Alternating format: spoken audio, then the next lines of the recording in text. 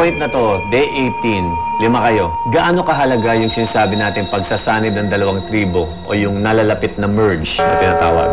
Marlon? Parang lahat na doon na magsisimula yung sarili mo diskarte. Sa akin lang. Siyempre, malaga yun. Dahil mapag-aaralan mo na kung paano talaga mag-strategize, paano mo aatakin lahat ng mga katribo mo. Ikaw, Vern, pag hindi ka umabot sa merge? Siyempre, malulungkot. Dahil yun nga sa isa sa mga inaabangan ko na kasama sa mga. Doon talaga makikita sa sarili mo kung ano talaga ang meron ka. Nikki, may chance ba na ilan sa mga katribo mo hindi pa lumalabas ang totoong personality at doon pa lang pagkatapos ng merge lalabas kung sino sila talaga? Not man ganun ka-grabe, pero I'm pretty sure merong paunti-unti. Marlon, napangiti ka, bakit? Marami talagang lalabas na yung tipong hindi mo akalain na expected. May kita mo kung sino talaga akala mo napakaganto lang ito magugulat.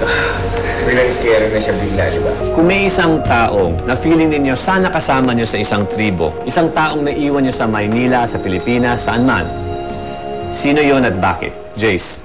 My mom, kasi sobrang namiss ko siya eh. Hindi, yung paalis na tayo papunta dito, hindi mo lang ako nakapag-buy ng maayos dahil nga hindi naka-roam yung phone ko. Charisse? Namimiss mo ba yung trabaho? Ibang-iba talaga yung life dito compared kung ano yung buhay ko sa Manila. Tapos may mga times na parang naaalala ko kung paano ako kumilos dati. Tapos sabi ko parang, shucks, mag-iiba talaga yung buhay ko pagbalik. So okay naman, parang ready ako to go back kung pababalikan na ako. Pero yun, masaya pa naman ako sa ginagawa ko. Sinong pinaka-namimiss mo? Family ko. I try to be detached. Parang ayoko ma-homesick. As in, I rarely talk about my family when I'm with them. Kasi, ano yan kapag nag-start ako and I get emotional about it, baka magsimula akong iyak-iyak.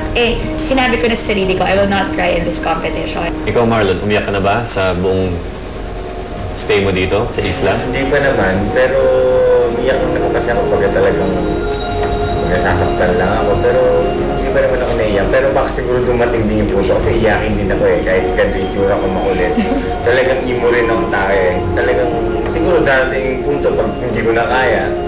Sa lahat ng competition na sinalihan ko, nanalo man ako or natalo, never ako umiyak. So, kasi di ba iba parang tears of joy, ganyan, or natalo sobrang sad. Pero never talaga. And dito, parang hindi porket siguro umiiyak ako, makita niyo ako umiyak. Ito ibig sabihin, sumusuko na ako sa laban ko. Sa 18 days yun dito, nakipagsagupaan kayo sa isang tribo, Naak, papasok. Naak, no po. Welcome to Tribal Council. Naak, as usual, hindi kayo pwede magsalita, pwede mag-react, pero bawal uminik.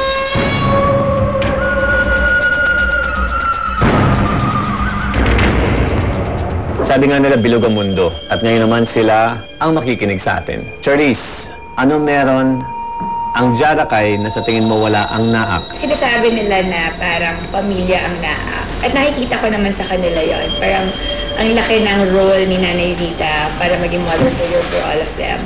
Kami, para kaming malaking barkada. Nikki, sinong dapat katakutan kung meron man sa Naak? Siguro si Nanay Zita. Nanay Zita? Bakit? Sa dinami-dami na pinagdaanan, siguro yung Nanay Zita, napakatawag niya talaga. Tough. Chase, sinong dapat katakutan sa Naak? Si Nanay Zita. Dahil nga, she looks wise. She doesn't only look wise, pero you can tell na talagang may alam siya.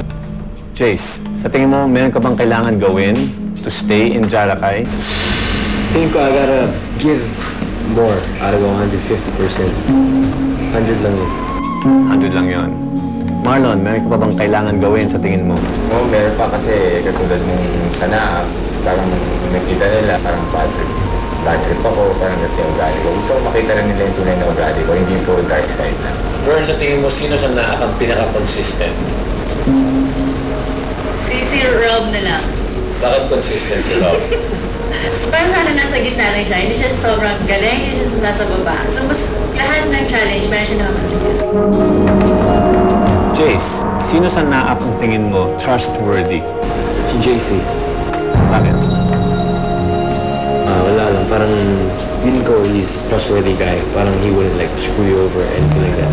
Marlon? Si Chris, kasi nung bago pa lang kami, talagang nagkakasundo kami sa mga hulihan ng mga hayop, mga pagkain. So, siya yung mapagkakatiwala ko talaga. Ako, meron akong parang unang tingin ko pa lang sa tao, makakasundo ko na. And meron unang tingin ko pa lang na parang naiirita ka. And nung nakita ko si Nanay Zita, parang iba na yung vibration ko sa kanya. So sobrang parang okay na.